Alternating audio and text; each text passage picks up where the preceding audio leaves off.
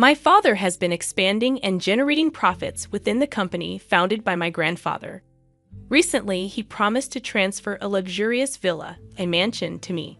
However, I've come to the realization that what's rightfully yours should also be mine as your husband.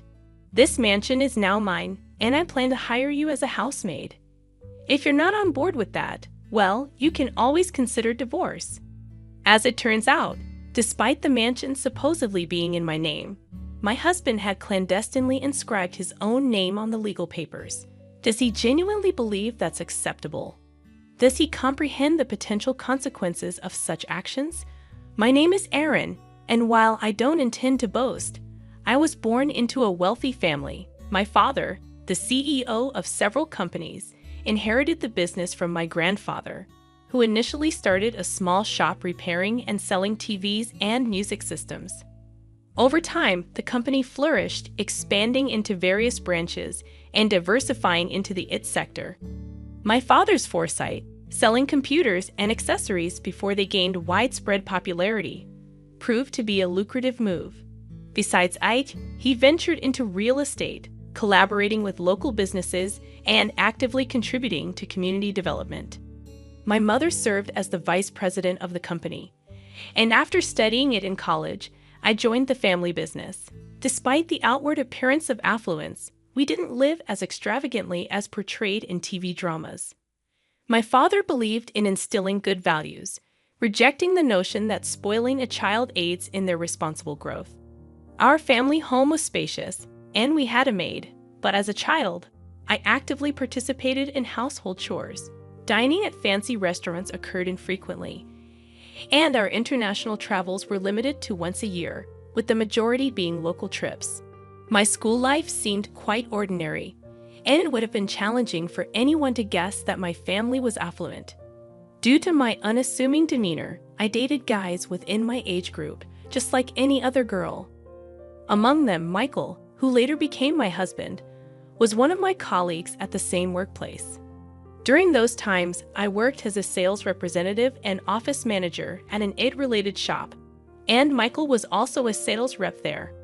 I chose not to disclose that my father was the CEO to my coworkers, making it easier for Michael to approach me.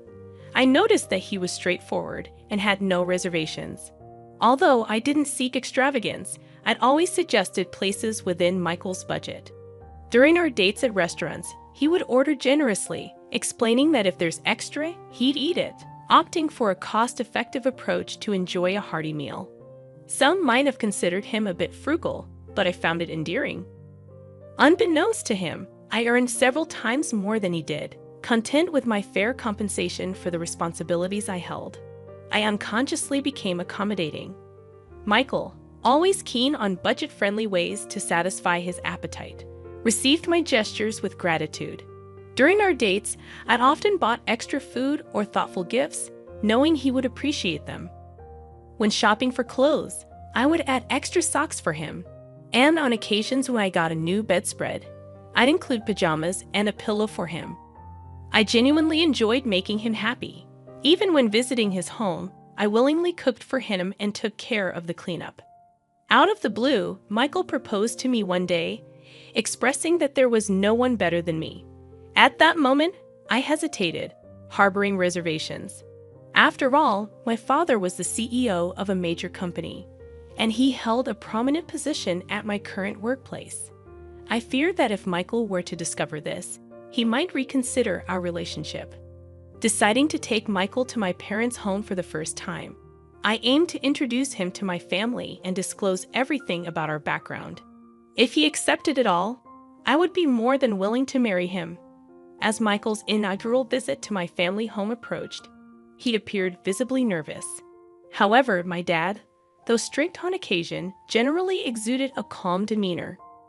When I presented Michael as the man I was contemplating marrying, my father welcomed him with a warm smile, alleviating some of Michael's tension.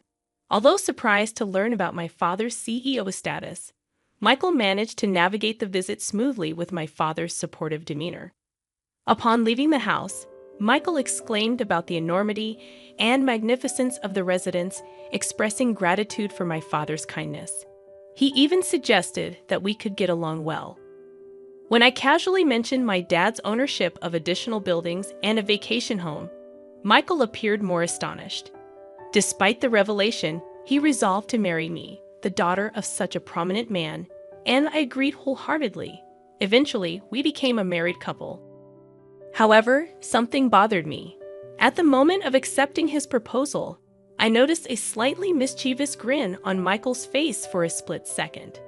Dismissing it as his quirky way of smiling, I didn't dwell on it, but perhaps had I paid more attention, I could have averted the impending tragedy. As Michael and I moved into a typical, not overly luxurious apartment, he seemed to grasp the significance of my father's status. Yet I never explicitly disclosed my income, maintaining a modest lifestyle. Gradually, Michael's demeanor changed after settling in. While I balanced work and household responsibilities, he started demanding more. One evening, as I prepared dinner, he asked, "What's for dinner tonight?" In response, I informed him that I had prepared his favorite curry rice. However, to my surprise, he appeared dissatisfied as he sat on the sofa. Letting out a sigh, he expressed his desire for something like a prime beef steak once in a while. This caught me off guard, as he had never complained about my cooking before. I pointed out that prime beef was quite expensive, but he clicked his tongue in annoyance, insisting that, considering my father's earnings, indulging in prime beef occasionally should not be a big deal. Reluctantly, I agreed to get prime beef for the next day. Michael smirked, stating that we should be able to enjoy such things normally from now on. While my salary could afford such luxuries, my previous lifestyle had instilled a reluctance to spend so extravagantly. However, to avoid issues early in our marriage, I resigned myself to the decision to actually cook prime beef steak. Unfortunately, Michael's lavish tendencies did not stop there. He frequently requested expensive ingredients for meals and specified upscale restaurants when we went out. His cravings extended beyond food, manifesting in desires for a TV larger than 60 inches and even suggesting we should purchase a massage chair for the sake of relaxation after work. These remarks became more frequent, and I began to feel that it was getting out of hand. I questioned the need for such extravagant items, expressing my concern about the expenses involved. Frustrated, I finally retorted, asking him if he thought we were made of money. I challenged his extravagant lifestyle, stating that living so lavishly was unnecessary. In response, Michael made a displeased face and clicked his tongue again, expressing his discontent. He argued that, as the husband, he contributed to the household expenses and insisted that I should listen to him.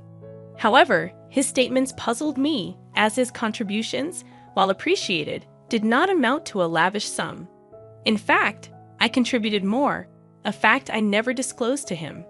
Despite my substantial financial input, he made these assertions without hesitation. This change in Michael's behavior left me questioning his mindset. He was not like this before, and I couldn't comprehend why he had changed at that moment.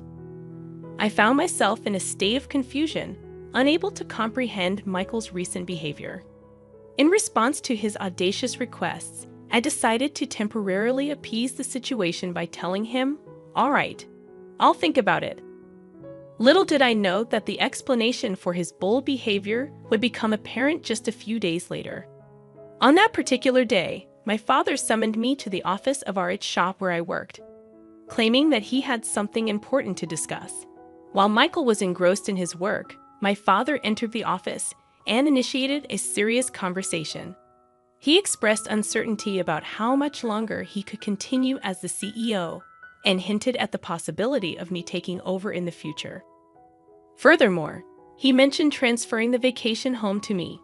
This vacation home, briefly mentioned to Michael earlier, resembled a large lodge located about a 30-minute drive away. It was a place where my father used to host gatherings with town shop owners, under the guise of meetings. Although such meetings were no longer held, the house was consistently ready to be lived in, maintained by a housekeeper. My father offered me the freedom to use the vacation home however I wanted. This proposition left me torn, as I had no concrete idea of how to utilize such a property. The vacation home boasted over 6,000 square feet, with a lavish garden surrounded by nature, akin to a mansion. Lacking the social connections to host significant parties, I contemplated keeping it as an asset. I conveyed to my father that I would positively consider his proposal but needed more time to make a decision. He assured me there was no rush and left a contract on the desk before departing the shop. Returning home after work, I leaned towards accepting the mansion, intending to give it further thought the next day. However, the following day brought an unexpected turn of events. Upon arriving at work, I discovered that Michael, who typically arrived before me, was absent from the shop. Intrigued, I entered the office only to find him there. Instinctively, I asked, "What are you doing here?" To my surprise, he flashed a document in my face, stating, "I overheard the conversation about the mansion yesterday. Sounds like an amazing deal, right?" Dumbfounded by Michael's audacious move, I reluctantly signed the document he flaunted, a contract my father had handed me just the day before. Shockingly, Michael had inscribed his own name on it. I was utterly taken aback and couldn't help but express my disbelief. "What on earth are you doing?" I questioned him, but Michael, without a hint of remorse, casually responded, "Why not? Your dad said he's giving away an amazing mansion, right? If you won't decide, I figured I'd take it." He said this with a smirk, but there was no way I could accept it. Persistently, I pleaded with him, emphasizing the house's worth of $4 million and my father's intention to give it to me. However, Michael dismissed my concerns with a nonchalant laugh. $4 million bucks? Dan, that's impressive. Think about it. I have the right to this mansion because you're my wife, and I'm your husband, so I have a right to what's yours. Moreover, your dad really likes me. He probably won't have any complaints. So from today, this villa is my house. If you live in a wealthy house, you've got to make use of it. How about I hire you as a maid in this mansion? If you have any complaints, I'll divorce you anytime, he confidently declared. It was at that moment when I recalled Michael's past actions and words, and everything finally clicked. He seemingly had no qualms about taking from others, even if it meant practically stealing without feeling guilty. During our dating days, I'd always showered him with gifts, but he never reciprocated. My giving nature might have corrupted him, leading him to believe that what was mine was automatically his. My dad's kindness to Michael likely made him feel my father was easy to manipulate, and perhaps he perceived me as even more gullible. With a plan forming in my mind, I decided to confront him. I declared, "Fine then. This mansion is yours, but I'm not going to be your maid. Let's get a divorce. Take care." After that, I returned to my job and, during my lunch break, called a divorce lawyer to initiate the process. Michael, seemingly unfazed, responded with bravado, claiming he was fine with it and canceling the lease on his current place. Little did he know that tragedy was about to hit him, and he just hadn't realized it yet. Later, I went back to my parents' place and shared everything with my father. From that point on, everything unfolded according to my plan. A few weeks later, Michael called me in a state of panic, having received an enormous bill.